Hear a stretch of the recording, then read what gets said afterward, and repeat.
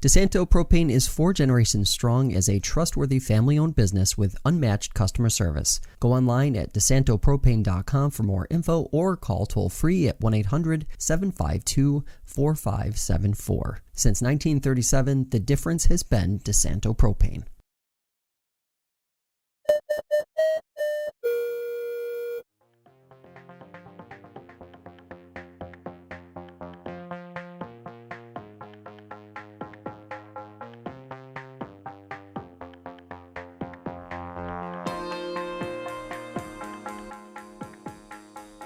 Sheriff, thanks so much for taking the time today. Our monthly chat, of course, with Sheriff Brian Schenck out of Cayuga County.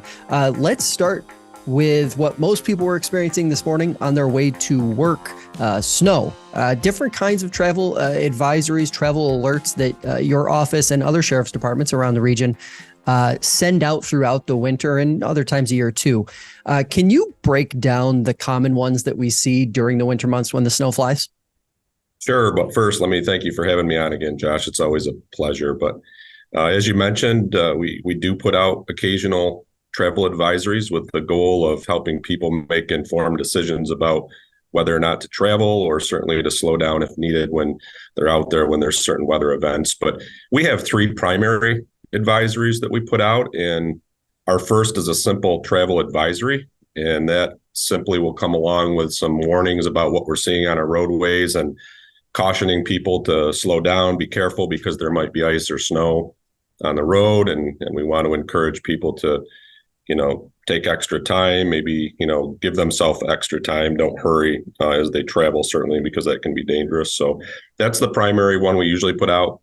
We do have a no unnecessary travel warning that we put out. And I think this one can be a little bit confusing, but when we put out the no unnecessary travel, we're asking that if you don't have to travel, please don't. But the decision is up to the individual as to whether or not they want to drive or they need to get somewhere. So that's really up to the motorist. We can't tell somebody with that advisory that they can't, but we do caution that if you don't have to, please don't, because the conditions are not really good out there. And then finally, we very rarely will see this one, but it's a roads are closed advisory. That's going to be a situation where the roads are almost, impassable. We're warning people that you're not going to get through there. You're not going to get down the road because there's so much snow, or the conditions are such that you can't travel, and we will close the road. But you almost never see that one. I hope we don't see that one ever again. But who knows with upstate New York whether it's possible we could. It's always interesting. Pretty much all of these get confused for travel bans when the announcement come out. How challenging is that for your office to be able to communicate that effectively, because they all do mean different things? It's very challenging, and I know it can be very confusing, but we do put those out on social media, and we appreciate our media partners that share those advisories. And I would just encourage anyone that sees those put out there to read all of the information with them that might be included with the advisory, and don't just assume that the roads are closed.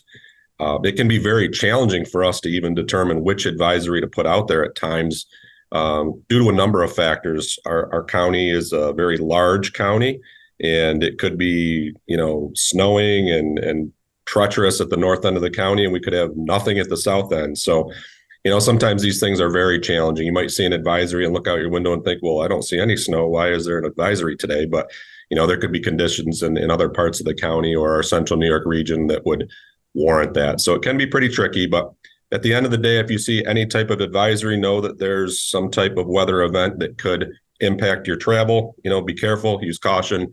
We want to prevent accidents and bad things from happening due to that. So that's the goal. When between sheriff's departments around the region, do these all pretty much, are they all the same, more or less? Like if you see a travel advisory in one county, it more or less means the same thing in another county? They're similar. Certainly, if you see a travel advisory in one area, you might as well bet that, if you're near that location, that municipality, that you're probably going to be dealing with some similar travel conditions as well. Gotcha. Okay. Speaking of wintry activities, you took a polar plunge about a week and a half ago. Talk to us about that. How'd that feel? I did. It was cold. It hurts. I went to Oneida Lake with a number of members of our sheriff's office for the second time. I actually did this last year as well, but we took the polar plunge to support Special Olympics in New York State, and we're really proud to do that. We support their law enforcement torch run each year, and but no, it is very painful when you hit that cold water in December. But I will say this year was a little bit warmer than last year. I think it was in the 20s when we plunged last year, and this year it was hovering around a balmy 40 degrees. But but no, it's a great cause, worthwhile cause, and I love supporting that program. Turns out cold is cold, but like you said, for a good cause.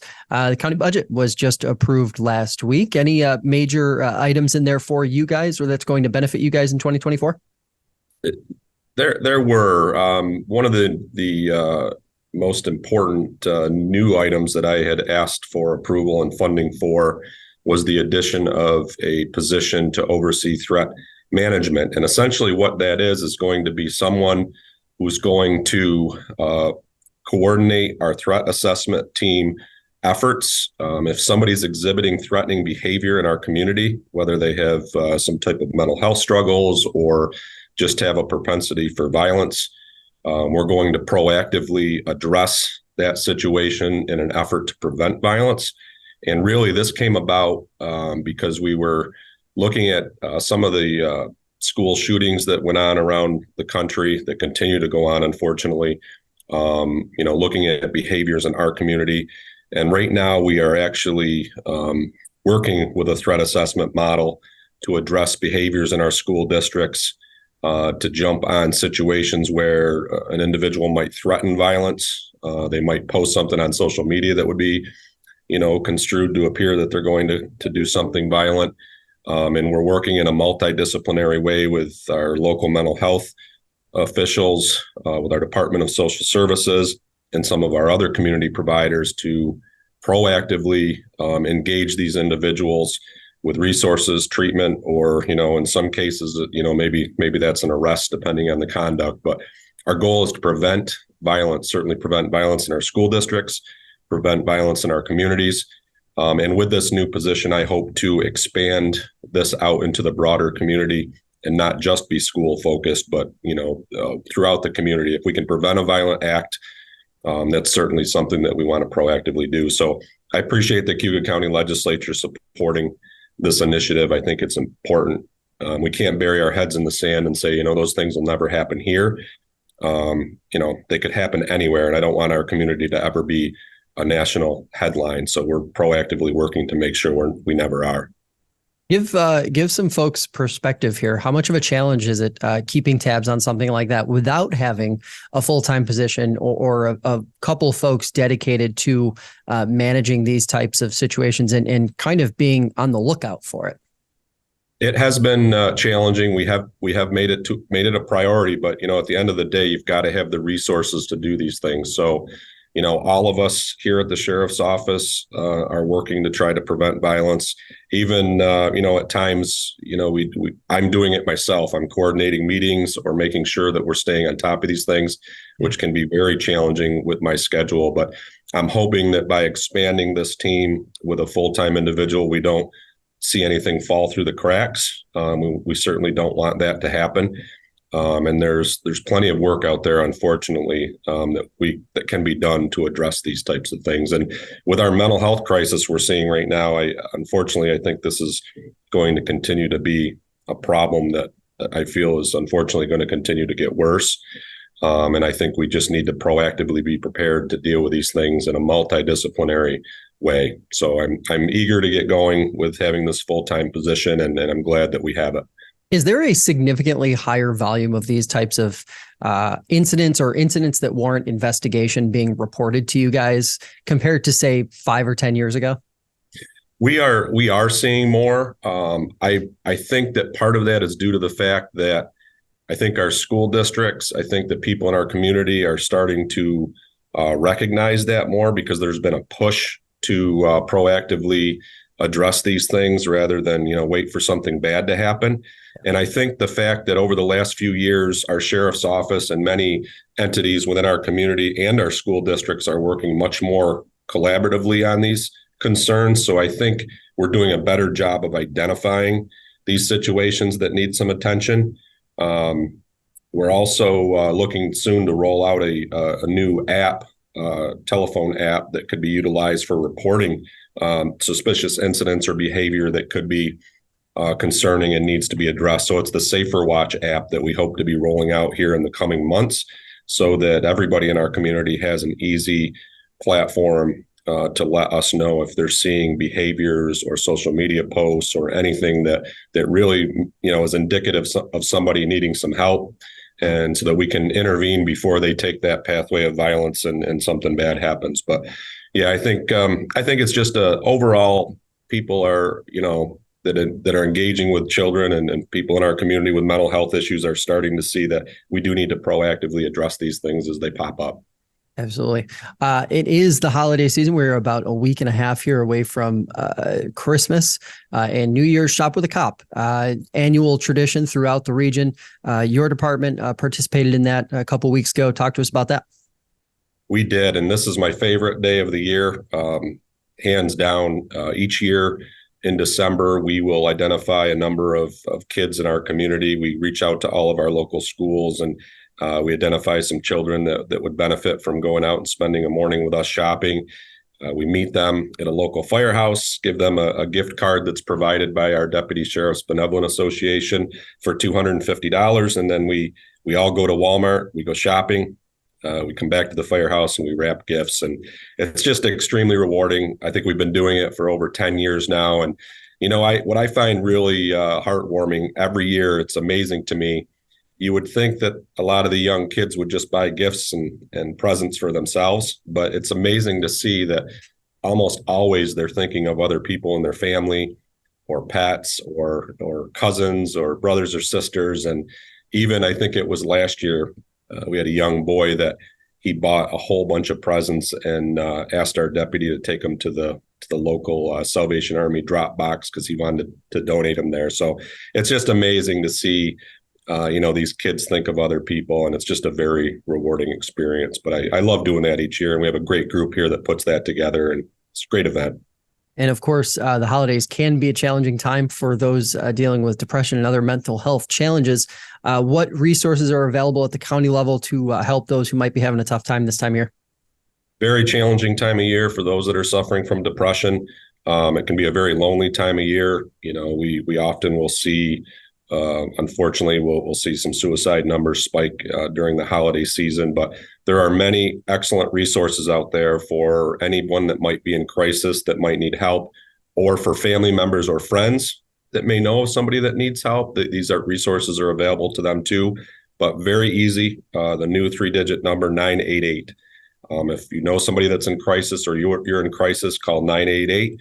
You will get a trained social worker or therapist almost immediately that will help you deal with your situation and can help you get the necessary resources that you need as well. So certainly it's not a substitute for 911 if there's an actual emergency, but if you're in crisis and just don't know where to turn, call that number, 988, and it's a great resource.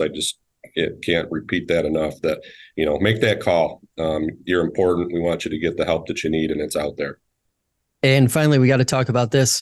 A couple retirements coming up. Seneca County Sheriff Tim Luce is retiring at the end of the month, and so is longtime Yates County Sheriff Ron Spike, who I think must almost have the record for the longest running sheriff in New York State. If he didn't wrap that up, it's got to be darn close. What has your partnership with them, or what has that partnership been like, and how beneficial is it to have someone like Sheriff Spike, who's been in that role for so long, when you come into office, and then to be able to know that familiar face is just 1 or 2 counties over? Sheriff Spike has been a great resource for me and certainly for sheriffs throughout the entire state and beyond. He has helped a lot of us when we come into this role. When you're a new sheriff, you don't have anybody that you can step into the next office and speak to and say, hey, how should I handle this? So you learn to rely on your local sheriffs who've been around a while. And I think Sheriff Spike, I think he's been sheriff for 32 years. Imagine that. He started with the sheriff's office there in 1971, actually the year I was born. I joked a little bit about that. with some of his family members. But no, he's been an incredible mentor for me. He's had a huge impact on public safety in all of our communities with the work he's done at the state level and even beyond at the national level. And we're going to miss him. Certainly going to miss Sheriff Luce as well. Well-deserved retirements for both of them, but they've been great partners. Local sheriffs, we partner a lot in Central New York, and they've been key, to the success of a lot of the work that we do. So I'm going to miss both of them, but I wish them both a long, happy, and healthy retirement for sure. And we appreciate your time this month. As always, we will be talking to you next month in January. Sounds good. It's always a pleasure. Happy holidays. Same to you, Sheriff.